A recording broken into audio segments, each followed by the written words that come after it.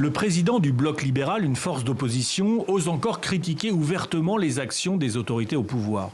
Alors cette annonce de possible élection présidentielle, il la regrette. Pour lui, elle n'inclut pas les acteurs politiques et sociaux du pays. Il faut que nous soyons autour de la table pour qu'ensemble nous définissions les choses en vue d'un retour apaisé à l'ordre constitutionnel. C'est cela qu'on attend. Mais plutôt que de le faire, on se promène dans les capitales africaines pour annoncer des choses. Parfois c'est à Dubaï. Arrêtons ça.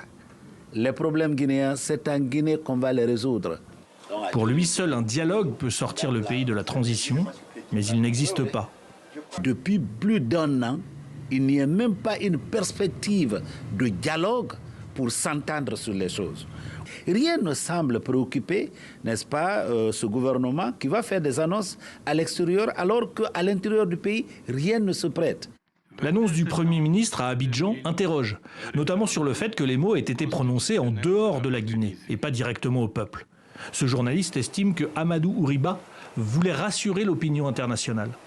Est-ce que l'objectif n'était pas de rassurer peut-être les investisseurs, histoire de dire, vous inquiétez pas, en décembre prochain, on va organiser les élections, donc ça en sera fini de la transition.